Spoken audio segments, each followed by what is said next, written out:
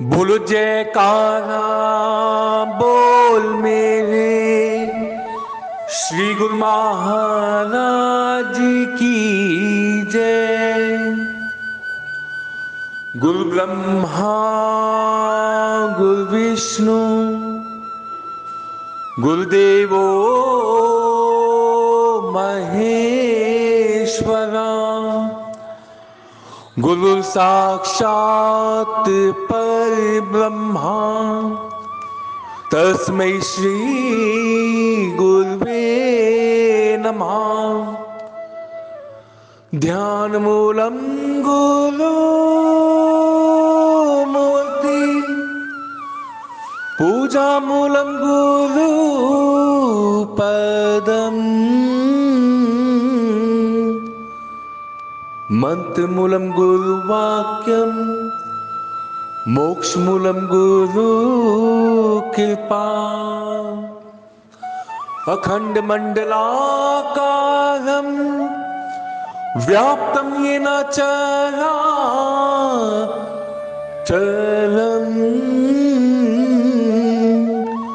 तत्पदं दर्शितं येन तस्मै श्री गुरुवे नमः। गुरुमुख साध संगत जी, जय सच्चिदानंद जी। गुरुमुख साध संगत जी, दास के विचार में आज का टॉपिक है प्रेम और क्रोध। गुरुमुख साध संगत जी, यदि हम प्रेम और क्रोध में फर्क देखें तो फर्क इतना है कि समंदर की गहराई से लेकर आसमान की ऊंचाई तक मायने इतना डिफरेंस है, इतना फर्क है कि प्रेम और क्रोध में। प्रेम एक ऐसी चीज है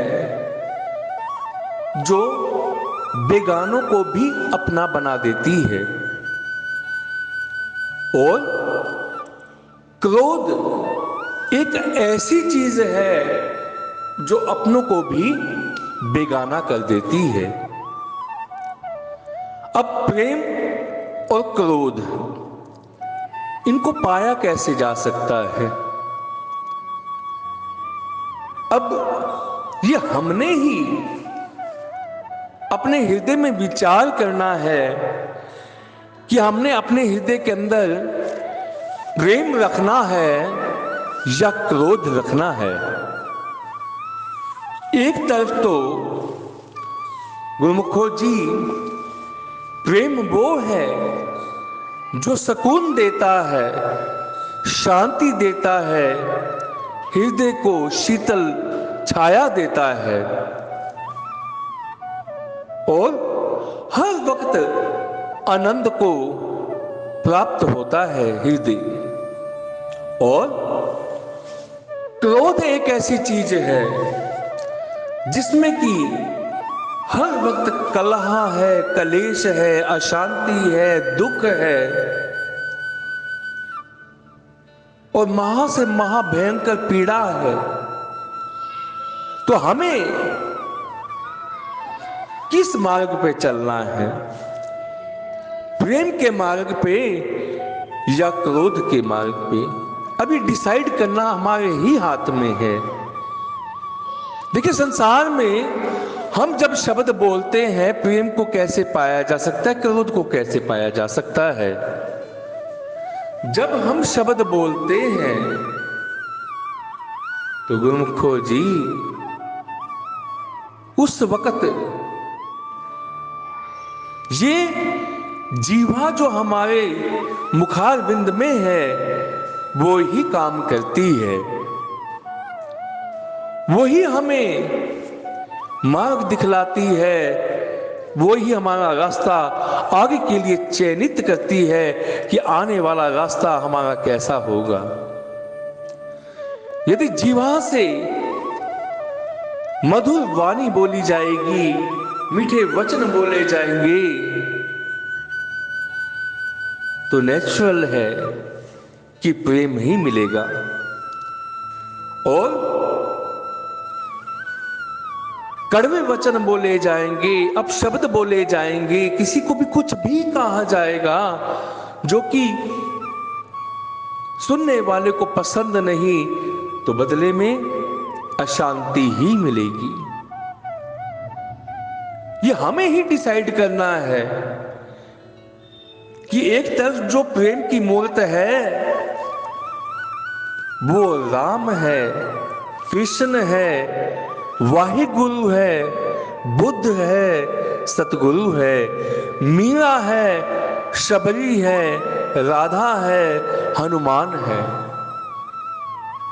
ये तो है प्रेम की मूर्त। और एक तरफ जब हम क्रोध की तरफ चलते हैं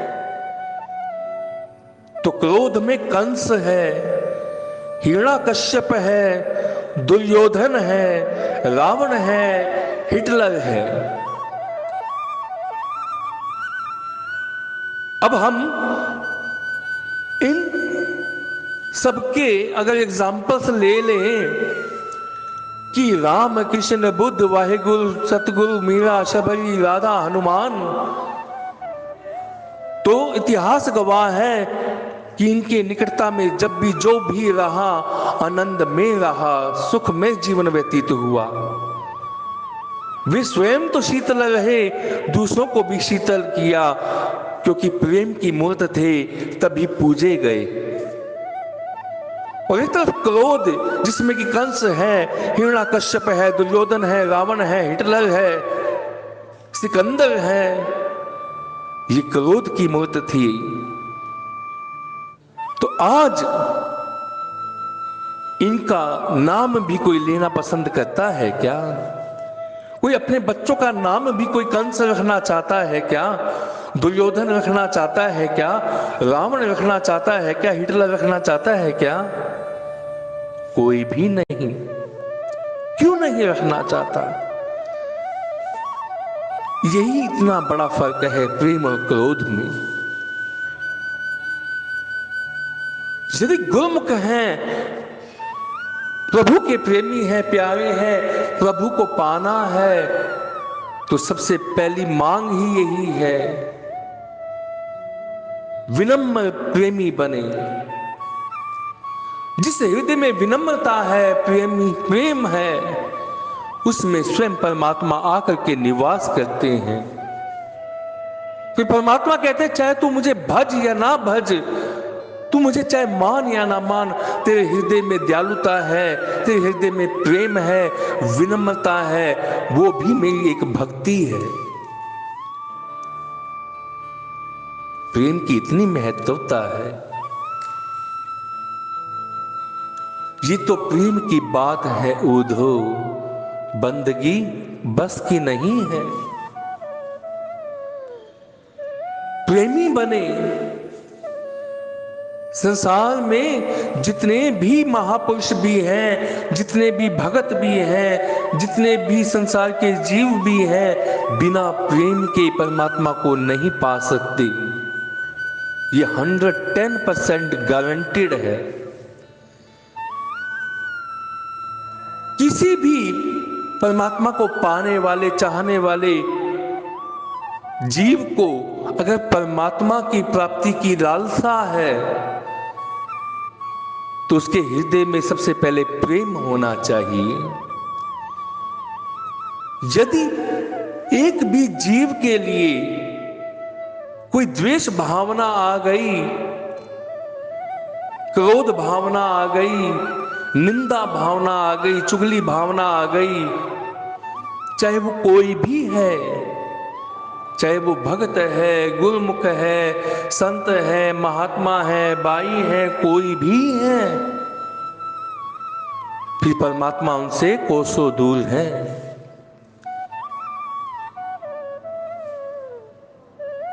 परमात्मा को तब ही पाया जा सकता है जब प्रेम हृदय में हो।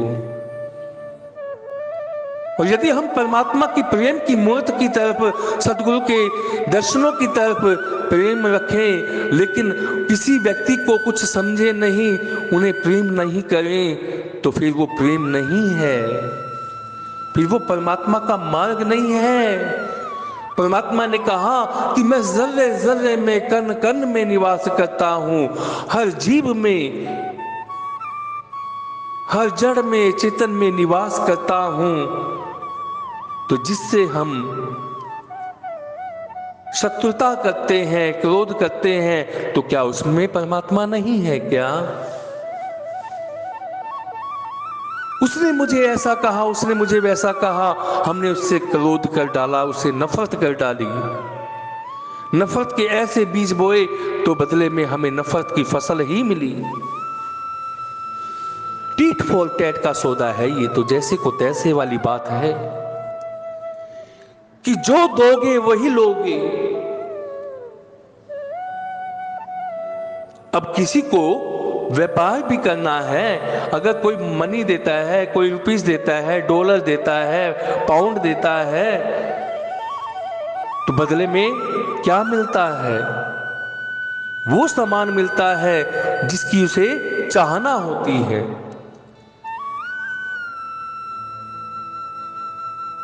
अब उन्हीं पैसों से चाहे तो वो स्वादिष्ट व्यंजन ले ले, चाहे तो जहर खरीद ले, विष खरीद ले। अब जिस प्रकार स्वादिष्ट व्यंजन खाने से क्या परिणाम होता है और जहर खाने से क्या परिणाम होता है, बस इतना ही तो है कि प्रेम और क्रोध के अंदर, प्रेम एक स्वादिष्ट व्यंजन है, क्रोध एक जहर है। जो व्यवहार हम अपने लिए दूसरों से एक्सेप्ट करते हैं, वो व्यवहार हम सबसे पहले दूसरों के साथ करना आरंभ करें। तो इस हाथ दे उस हाथ ले, ये तो सृष्टि का नियम है। फिर भी कोई बहुत ज्यादा ढीठ है, मूढ़मती है, मूर्ख है, तुम प्रेम दे रहे हो, वो क्रोध दे रहा है, कोई बात नहीं, तुम अपना कर्म किए जाओ, तुम प्रेम को दिए जाओ, दिए जाओ। उसके अंदर क्रोध है तो कोई ना, समय आएगा उसके अंदर भी प्रेम भावना परिवर्तन होगी। वो कहते हैं जिसके पास जो चीज होती है वही वो देता है।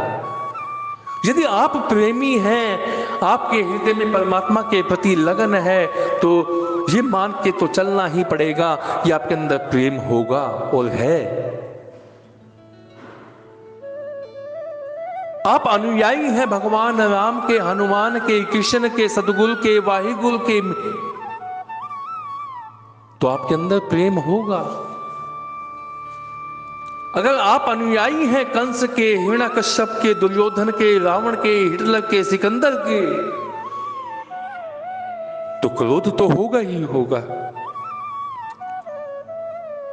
मन को सेटिस्फेक्शन देना कि मैंने उसकी निंदा कर दी, मैंने उसकी चुगली कर दी। हर 4 दिन की जिंदगी फिर अंधेरी रात है। अंधेरी रात आने से पहले उजाले की तरफ चल,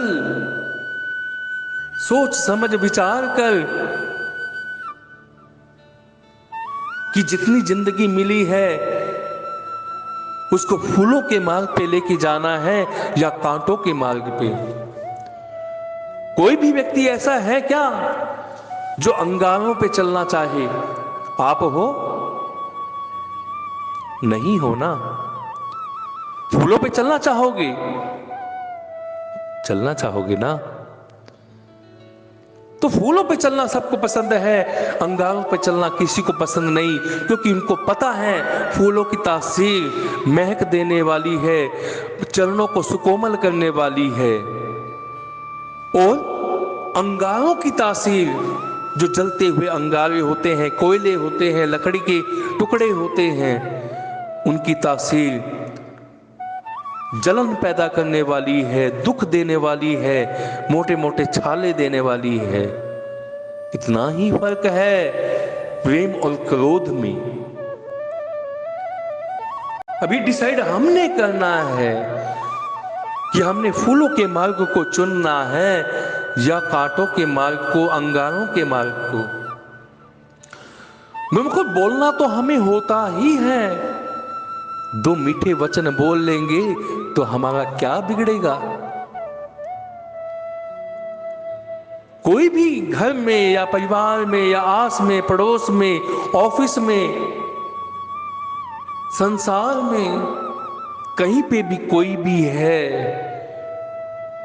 जब आप उनको राम राम करेंगे, जय सच्चिदानंद करोगे, तो वो कोई सामने वाला मूर्ख नहीं है कि जो अपशब्द का उसके बदले में आपको जवाब देगा। यदि अपशब्द बोलोगे तो बहुत कम जीव ऐसे मिलेंगे जो बदले में आपको राम राम बोलेंगे, वाहिगुरु बोलेंगे। अब यही से अंदाजा लगा ले, यदि हम प्रेम से किसी को जय सच्चिदानंद बोलते हैं तो बदले में वो जय सच्चिदानंद बोलेगा। ये अपने अपने भाव की बात है, जिस जिसकी जैसे भाव है। कोई किसी को राधा स्वामी बोले, राधा स्वामी का राधा स्वामी से जवाब देगा। निरंकार जी बोले, निरंकार का निरंकार जी के माध्यम से जवाब देगा। सबका अपना अपना एक भाव जो जिस हिसाब से है, वो प्रेम की भाषा प्रेम में ही तब्दील होती है। एक बात का हमेशा हम ध्यान रखें, ये तो प्रेम वैसा है कि जिस प्रकार प्रेम की मिठास इतनी मिठास में होती है कि उसके अंदर बर्फ डालें, आइस डालें, किसी शरबत में, दूध में, तो और ज्यादा शीतल हो जाता है, ठंडा हो जाता है। और क्रोध एक ऐसी महाअग्नि, महाआग का गोला है जो स्वयं को तो जलाता है, दूसरों को भी जला करके खाक कर देता है। हमें प्रेमी बनना है, ज्ञानी नहीं बनना। और भक्ति की मार्ग पे चलना है तो चाहे कोई संत भी है, कोई भगत भी है, कोई कुछ भी है, प्रभु के प्रेमी बने, ज्ञानी नहीं बने। प्रेम प्रभु के निकट लेकर के आता है और ज्ञान अहंकार लेकर के आता है। अब ज्ञान का मतलब ये नहीं किस तरह का ज्ञान, ज्ञान किसी भी प्रकार का हो सकता है। अहंकारी ना बने, ज्ञानी ना बने कि मन में ये विचार आ गया कि मैं तो बहुत अच्छा प्रवचन करती हूँ, बहुत अच्छा प्रवचन करता हूँ, बहुत अच्छा सत्संग करता हूँ, मेरे से बड़ा ज्ञानी तो कोई भी नहीं, तो वो भूल में है। अधिकतर दीपक के तले ही अंधेरा होता है। इस भाव को हमेशा हृदय में धारण करना चाहिए कि हम दूसरों के घरों को संभालते रहे, अपना घर कब लुट गया हमें मालूम ही ना था। कि दूसरों को शिक्षा देते रहे कि सत्संग में आओ, सत्संग करो, भजन करो, लेकिन स्वयं अमल नहीं किया। फिर काम, क्रोध, लोभ, मोह, अहंकार, उनका तो कुछ नहीं बिगाड़ पाए, तुम्हारा ही घर लूट गए। वक्ता बनना चाहिए, पर वक्ता बनने से पहले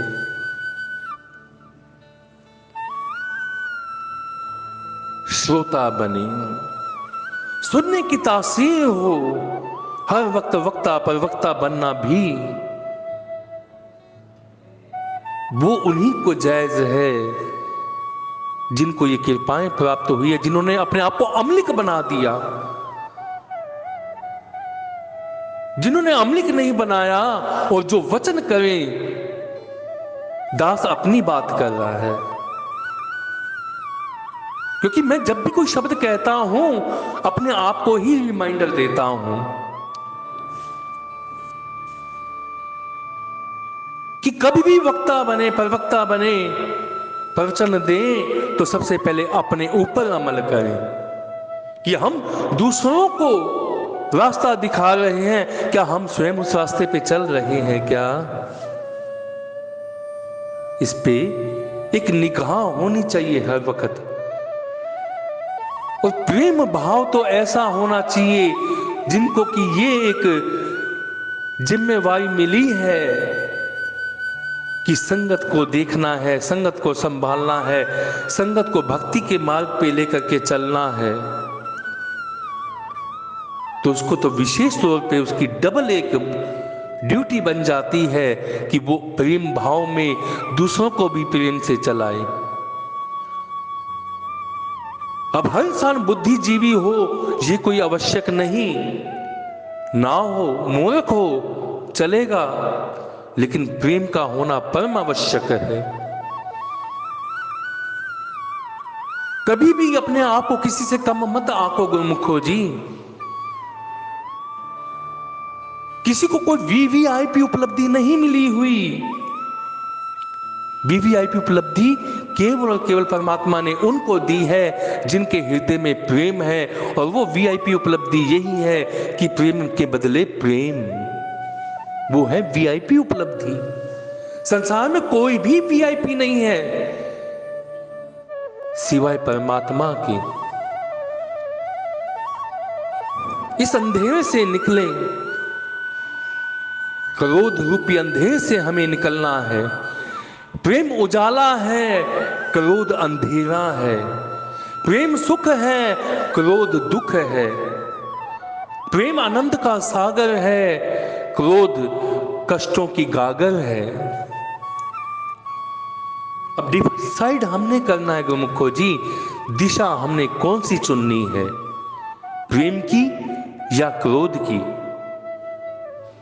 गुरु महाराज जी के चरणों में जुड़ना है, उनकी भक्ति प्राप्त करनी है, तो हृदय में प्रेम सबसे पहले जागृत करना होगा।